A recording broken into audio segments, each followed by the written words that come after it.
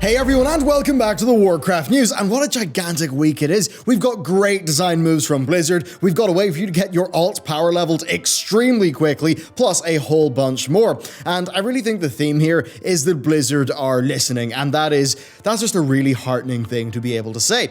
Almost as heartening as the joy brought by today's sponsor Dashlane, which is my personal password manager of choice, and one that does far more than that, offering dark web scanning, a VPN, and more. Now, you'll get 10% off with my code at the link in the video description. That's promo code BELLULAR. So, Dashlane will generate you high security passwords for all your sites, and then through its extensions, it just automatically logs you in. And that means that using best security practices is literally more convenient. Plus, the thing I now love is that you can even use Dashlane as iOS's default autofill. Now, all of your info is locally decrypted using your master password, so if Dashlane was hacked, it would be like breaking into the bank, only to find out that the bank doesn't have the vault key. Oh, and also it will alert you if a website that you use has had a data breach. You get all that in one app, and if you follow my link and use promo code BELLULAR, you will get 10% off. We've got a lot in the works here, and by partnering with us, they've really greatly helped us out on that stuff. So big thanks to Dashlane, and let's get into the video. Okay, first up, we've got some excellent news.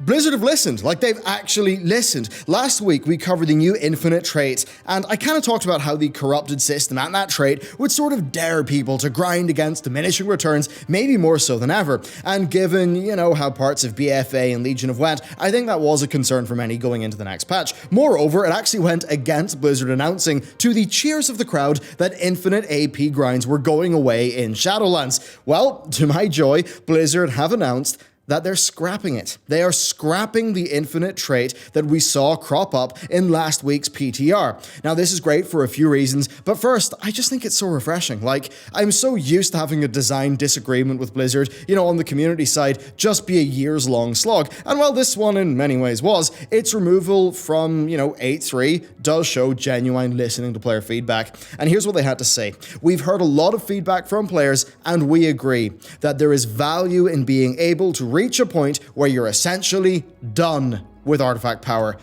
That is great to read, and I commend the World of Warcraft development team for listening. Thank you. Okay, there are further changes to talk about though. So, the power of the Heart of Azeroth will increase as you level up, but it's no longer going to be via that infinite trait that will give you corruption resistance. Now, the heart will just increase in item level by 2 every time you level up. And I mean, yes, that does mean more power if you do infinitely grind it up, but it's not the same in the grand scheme of things. It will be much less of a, numbers impact than if that corruption resistant trait made it live, and I think they've came to a pretty good position on that. Now, of course, though, Blizzard still should have sources of corruption resistance, so what they've done here is they've moved it over to the legendary cloak. So the way this works is that after you fully ranked it up, there's going to be a new item that you get from defeating N'Zoth on normal, heroic, or mythic difficulty, or by completing a horrific vision while using one of the masks. Now, using this item will increase the corruption resistance granted by your cloak. Now, the key thing here, the key difference, this is so important, is there's a clear weekly cap on how much you can do that. It's just like,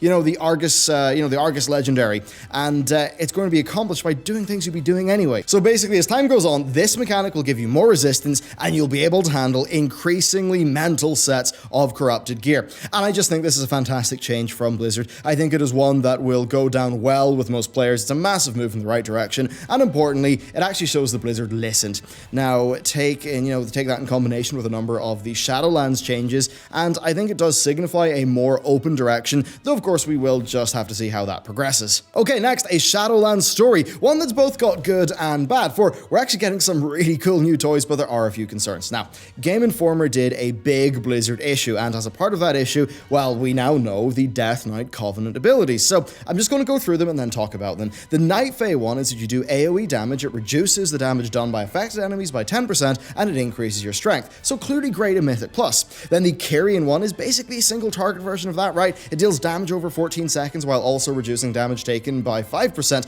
but what's key is that its 1 minute cooldown is decreased by 4 seconds every time the target is hit with a runic attack. Now that basically sounds like quite a nice ability in terms of how it'll interact with your rotation. Okay, next we've got the Venthyr one, so that's an AoE centered around you that generates 3 runic power for every enemy that it hits, whenever it ticks. And that's really cool, if you pop that before Breath of Sindragosa on a Frost DK, that'll be a really good time. Then finally, the Necrolords give you an additional limb that does damage every 2 seconds to the nearest enemy, but what's more is that if that enemy is more than 5 yards away, it'll pull that enemy to you. So usually it would just be, boring damage for free, but situationally in, say, PvP or maybe positioning mobs in PvE, it would be very powerful. And I actually think those are really cool, well-designed abilities that will make your Death Knight more fun to play. That's really great. They totally do feel like artifact weapon abilities and what they'll do for the specs, and that's brilliant, but there is a little worry to bring up. So you get one of these abilities based on what Covenant you choose. Now the thing is, that choice is supposed to be quite a permanent feeling one. Blizzard have said you will be able to change it, but that it's more, the changing it is just sort of them preventing players from being locked into a decision they really regret. Their stated intent is for you to not swap Covenants regularly, and chances are they will put in a cost, to make it so.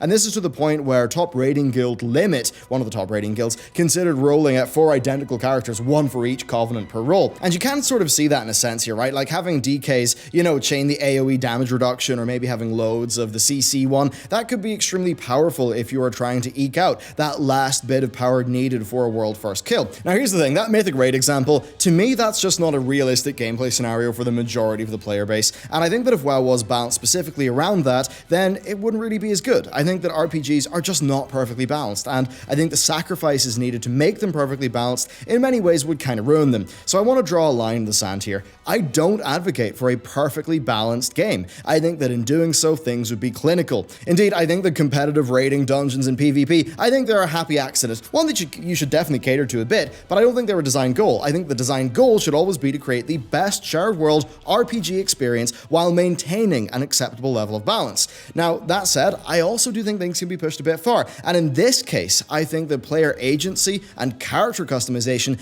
are core parts of that RPG experience, and I think that being locked into a single ability for the whole expansion won't feel great, or feeling like that, and I think it'll also limit other elements of character customization, such as making your talents synergistic, making your legendary weapon synergistic with your new ability. So I want to make it clear here that there can be an argument against the Covenant-locked class abilities that is not based on mandatory content or on competitive balance. I do think, though, that player feedback has been pretty clear in this topic, and given how Blizzard seem to be in a more just open mood these days, maybe they will actually enact some changes. But that said, I also do have to be a realist. At the end of the day, if something is perceived by the player base to be just better for a given scenario, then there are going to be a whole host of social pressures that will impact more than just the Mythic Raiders, because a lot of the time, the Mythic Raider opinions, they're correct for the Mythic raiding scenario. They probably won't actually matter for a heroic raiding scenario or a normal raiding scenario, but the thing is, they do kind of trickle downwards, right, to the other tiers of play. And that can be a bit of an issue. I think there are many shamans who have maybe experienced that in the past while. So overall, I'd say this. If the lore would allow it, then maybe it would be nice if each Covenant would just grant us their ability at the end of the zone. And then if you could just swap between them afterwards. Basically, it would be a special Shadowlands talent row. Just swap, choose whatever ability you want. I think that would lead to a better player experience, and I think the cosmetic rewards for the Covenants are more than enough to make their progression feel motivating to players. I mean, well, at least for me. But still, I've yammered on long enough about this, so please let me know what you think about it down below. Okay, over from that to what I think is a good change. Blizzard have decided to change Mythic Plus rewards for the next season, and they're going to basically have reward quality scale up to plus 15 instead of just quantity as it is today. So you'll get up to 465 gear from your end of run chest, and then 475 Mythic raid quality from the weekly chest. And on the whole, I think that's a really good move. Basically, they've said though that their plan is that it'll calibrate rewards better to difficulty overall, and that it will also better balance rewards in a world where Titan Forging has been disabled. Now, for a bit of context there, often people would rely on the quantity of gear from Mythic Plus, hoping to get, Titan Forged at higher levels or sockets. So overall, I think that not being a thing in 8.3 is a good thing overall. I'm glad the Blizzard is taking it into account, and I think that, yeah, pushing some Mythic Plus 15 keys for that higher item level gear will be a decently compelling thing for people to do. Okay, next, let's circle back to that Game Informer article and their preview of Revendreth. So, the zone has been positioned as the afterlife of the Prideful, and this will be made clear in the zone's graveyard. It is littered with sin stones, which will list the arrogant deeds that brought the souls there. They also gave us a look into the different wards of Castle Revendreth itself, evoking its gothic nature, including Ember Ward, which is where dissenters are sent to be tortured by the light that is like piercing through the sky of the zone. We then also have seen our first details of another faction known as the Brokers, who will be able to freely move between regions of the Shadowlands, pretty much acting as soul traders. And basically this economy of souls, it's going to be a foundational aspect of the Shadowlands. So I expect this faction is going to play a pretty important role, and I've got to imagine that the things that they're doing are, lore-wise pretty significant. Okay, next we've got a really good bit of news. So the community finder has been updated with a dynamic guild finder. The big addition here is being the ability to list and filter search for guilds. Now the focuses include raiding, PvP, and RP with the ability to sort by relevance or member count. And basically any guild can be listed in this, and it could represent a fantastic opportunity for aspiring guilds to gain some new members. Now this will benefit active guilds the most who are, searching for new members, like fill up raid teams or arena brackets, something like that. Now these guilds basically will be able to list their member preference, and that includes what roles they want and also things like item level of the characters. So definitely an interesting system. I think one of the biggest criticisms of modern WoW is how the social aspect feels a bit precluded from progression and the systems of the endgame content. I think doing this, well, this could really help to kind of get the social angle back a bit, though conversely you could say that like if it's all just happening through a finder tool, it could make guilds a bit more, insular and less willing to use the traditional social methods of recruitment. Likely a bit of both, but I do think the guild finder has been lacking for a long time, and this is probably going to be a large net positive. Okay, next up onto Classic. So the first week of Phase 2 saw battle rage across Azeroth, with players expecting to have racked up hundreds of kills.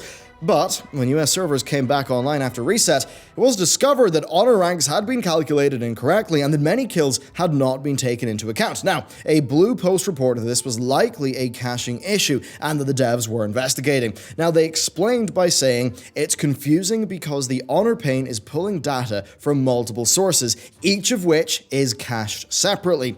Now, Blizzard then announced on the 20th that honorable kills had actually been accruing correctly in the back end, but that caching issues had basically stopped a cumulative score from actually showing in the honor tab. So basically, after a series of regional restarts, the issue has been fixed. So good job, well done Blizzard, hopefully that doesn't happen again. Now, further announcements for Classic include the early launch of both Warsong Gulch and Alterac Valley on the week of December 10th. Perfect for the holidays, and now it is another deviation from the original phase rollout plan.